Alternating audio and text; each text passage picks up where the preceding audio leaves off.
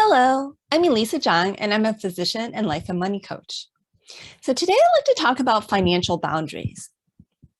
So as a physician, there is a idea by many people that we're rich, right? Like we make a good salary, and for the compared to the average American family, we really do make a good salary. Most, not all physicians, pretty much make in the six-figure range, though that certainly can range from low six figures to even some physicians making over $1 million a year.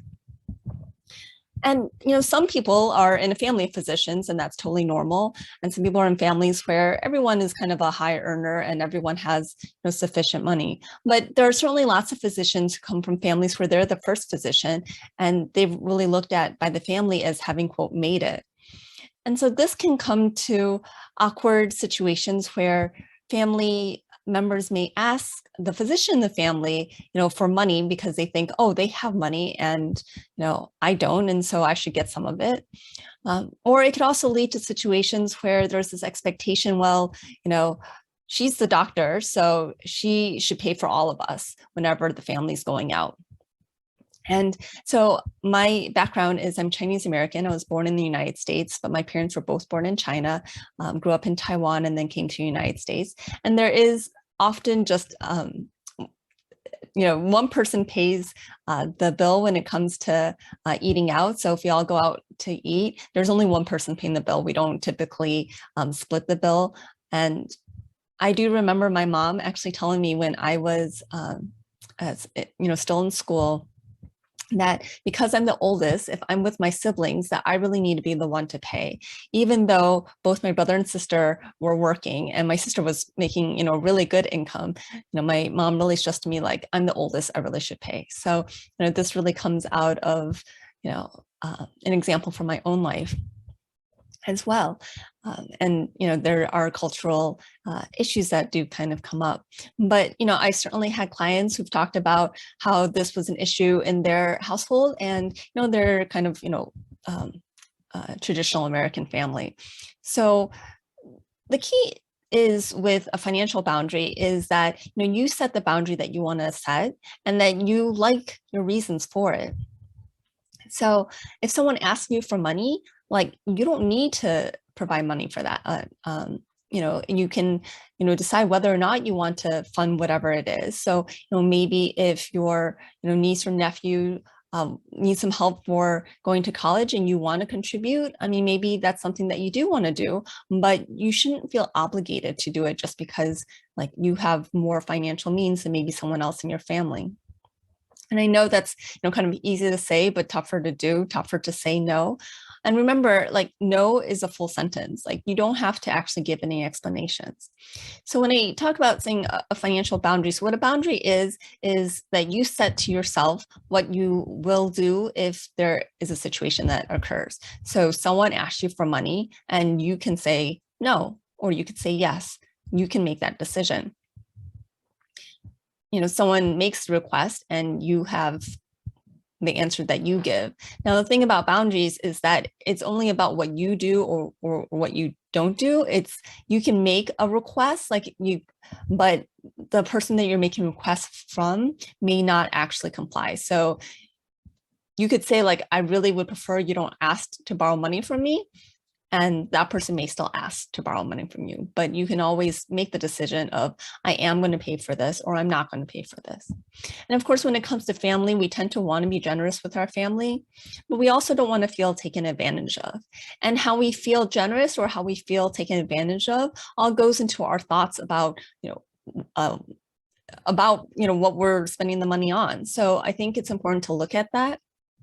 So if you really, from a place of generosity, want to help your family, you want to help your siblings, your parents, anyone, or it doesn't even have to be family, right? It could be a neighbor, it could be a friend.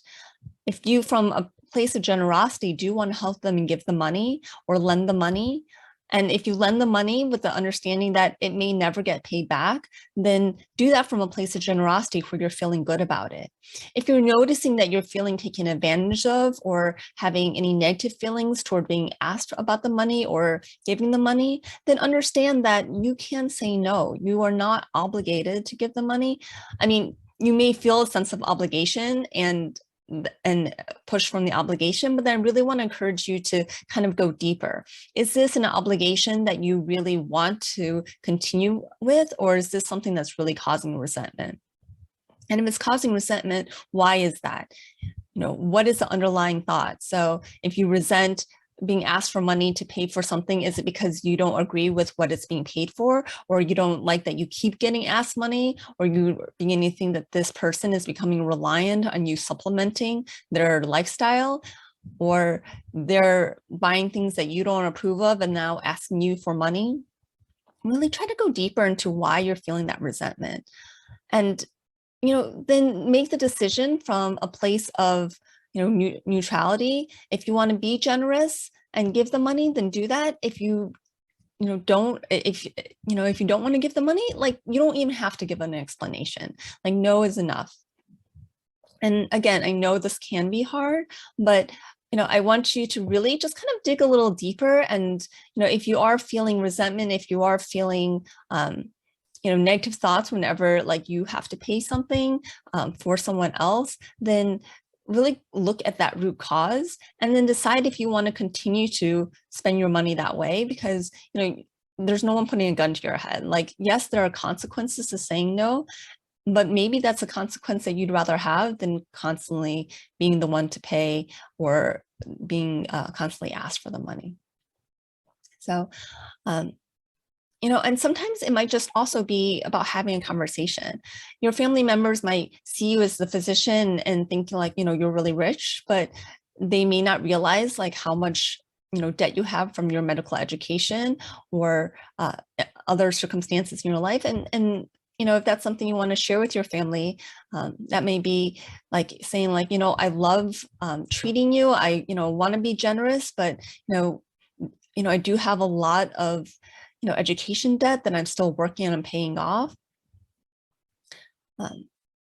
If you're open to talking about that with your family members, I think one of the issues in the United States and kind of across the world is that we really just don't talk about money as much, and people, don't really understand other people's financial situations.